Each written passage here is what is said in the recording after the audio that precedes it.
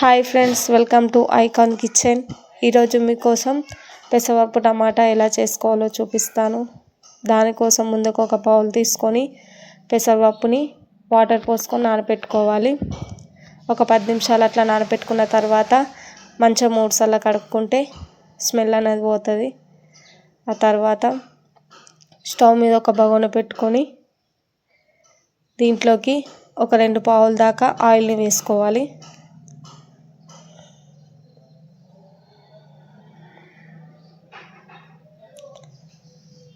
Oil వేసుకున్న తర్వాత 1 tea spoon అంత ఆవాలు, 1 టీ స్పూన్ అంత జీలకర్ర వేసుకోవాలి.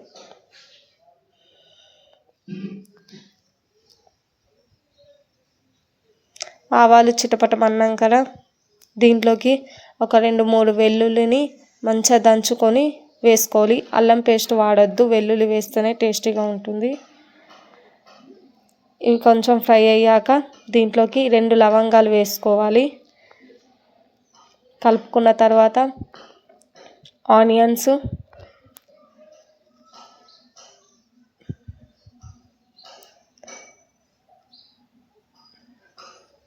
దాని తర్వాత పచ్చిమిర్చి వేస్తున్నానండి. కారం పొడి వేస్తలేను నేను. పచ్చిమిర్చి కొంచెం ఎక్కువ ఉంటేనే బాగుంటుంది. దీంట్లోకి వేసుకొని బాగా కలుపుకొని మూత పెట్టుకొని ఈ విధంగా పచ్చిమిరపకాయలన్నీ మగ్గేంత వరకు ఉంచుకోవాలి. చూడండి, ఇలా అయ్యాక దీంట్లోకి సరిపడా పసుపు వేసుకోవాలి.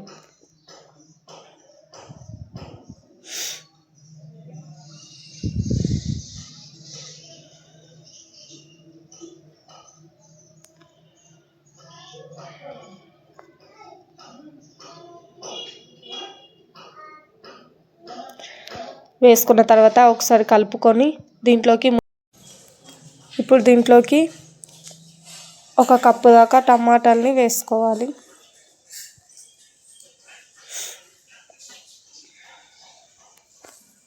ఈ టమాటాలు మంచిగా మగ్గేంత వరకు కలుపుకొని మూత పెట్టుకొని మగ్గించుకోవాలి.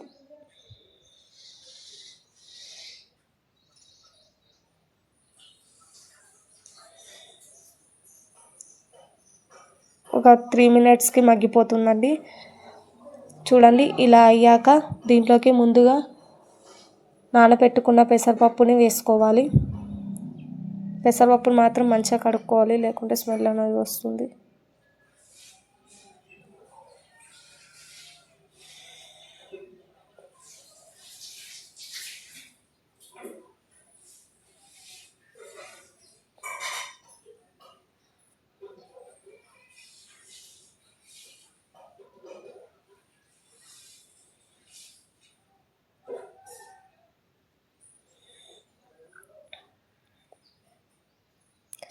ఒకసారి బాగా కలుపుకొని మూత పెట్టి ఒక 2 మినిట్స్ అట్లా వదిలేయాలి.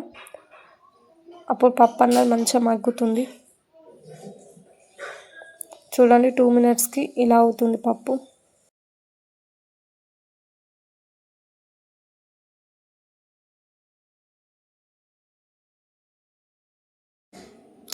ఇప్పుడు దీంట్లోకి సరిపడా నీళ్ళు పోసుకోవాలా.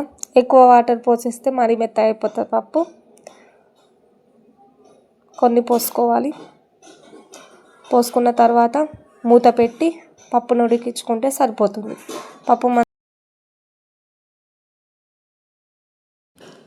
చూడండి, పప్పు ఈ విధంగా ఉడకాలి.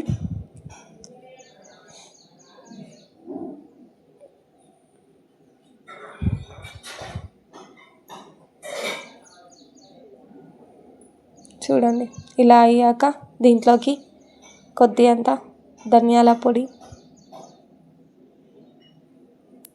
కొద్దిగంత కుడుక పొడి వేసేసుకుంటే సరిపోతుంది. అంతే ఫ్రెండ్స్, పెసరపప్పు టమాటా రెడీ. మీకు ఈ వీడియో కనుక నచ్చితే నా ఛానల్ని సబ్స్క్రైబ్ చేసుకోండి, కామెంట్ చేయండి, లైక్ కొట్టండి, షేర్ చేయండి. Thank you so much.